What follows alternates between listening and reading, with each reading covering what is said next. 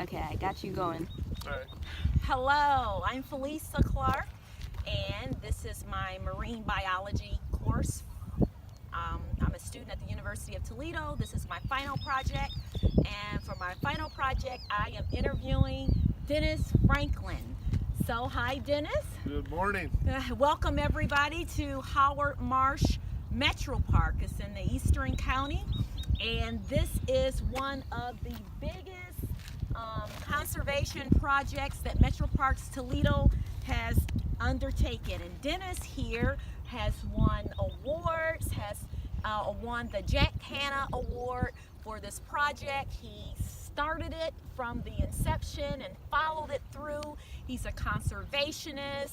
He is an expert with wetlands and happens to be the supervisor here at Howard Marsh Metropark. So I am so honored to have the opportunity to interview somebody like you for my final project. Thank you. So we have just a few questions for Denis. Denis, Metropark's mission is conservation and preservation. Why was this project so important? Well, this project really is important because we've lost about 95% of our wetlands that we currently have. Anytime we get an opportunity to restore these wetlands, we absolutely have to do it. Fortunately, Metroparks had a great opportunity to do this, and it was a great cooperative effort between Metroparks and several other agencies that were able to bring this together because these habitats are so critical. Not only to the wetland wildlife, but also to our everyday lives also. Yeah, this was just, how many acres is here? We have about 750 acres right here. We have about 600 acres underwater. Wow. And then the other remaining 150 is in a reforestation process right now. Wow, this is amazing. So explain why wetlands are so important for us. Wetlands really have a great filtration characteristics, both from a stormwater runoff, rainwater storage, and this particular project, we're actually capturing stormwater runoff from two separate communities, and it's being pumped right into the wetland, and it allows those wetland processes to take over and to filter out any sediment. And then a lot of the wetland wildlife, plant life, uses a lot of those nutrients that normally would get pumped directly into Lake Erie, which is really what we don't want. Wow, wow.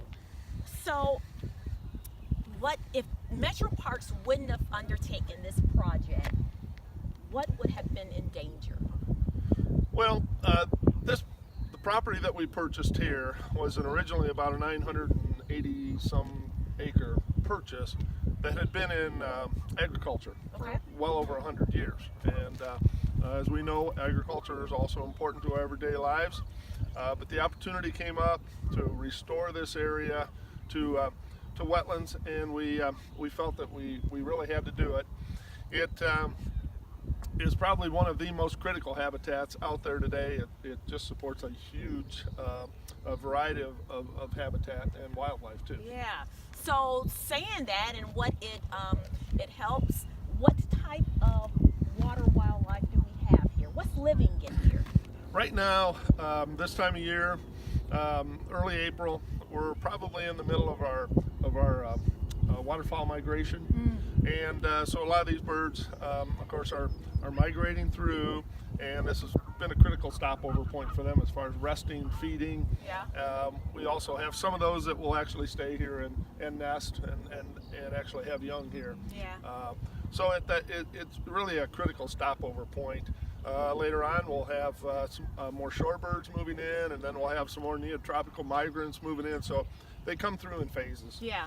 So we know that this is the wildlife capital. Wildlife live here. What other type of fish are living in here? We right now our fish species are kind of limited right now. We're a new wetland. We've only been underwater here for about a year. Okay. So it's going to take a while for the wetlands to evolve and fish species to be introduced and so forth. So fish species wise, it's kind of limited right now. Okay, that makes sense.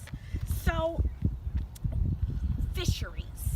How has this project impacted our local fisheries in the area? Well, this particular project hasn't yet, but it soon will in the years to come.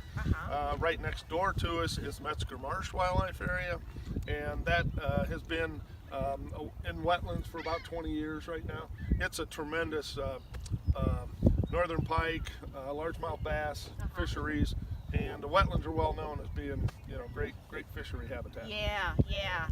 So another thing, you've seen this project from the time it was birthed. Now it's open. It's over 60,000 visitors every year. What were some of the bumps in the road that you came against when you were working on this project? Well, any project like this, you have several different agencies that you're working with, and they all have their policies and procedures that have to be followed. Maybe just a verbal okay. It may be actually getting a permit from, say, the Corps of Engineers. So we had to work with all those different agencies, and they have rules and regs that they have to follow, and we have to comply with those. Yeah. So there'll be a lot of water sports out here. People will be kayaking and canoeing and. Yeah, we've got roughly about 6 miles of blueway out here for canoeing and kayaking, about the same amount for walking trails out here. There'll be some great observation decks that we have out here, and also can be used as fishing platforms too. That is absolutely phenomenal. So we are just so excited about this project and how it will impact Lucas County, not only economically, but economically also. Right. And we thank you for all that you have done to see this through. And if you look all around, if you turn the camera and just look all around, this is absolutely beautiful, and people are coming from all over the world to experience Howard Marsh Metroparks. So thank you, Dennis. All right, thanks for coming out.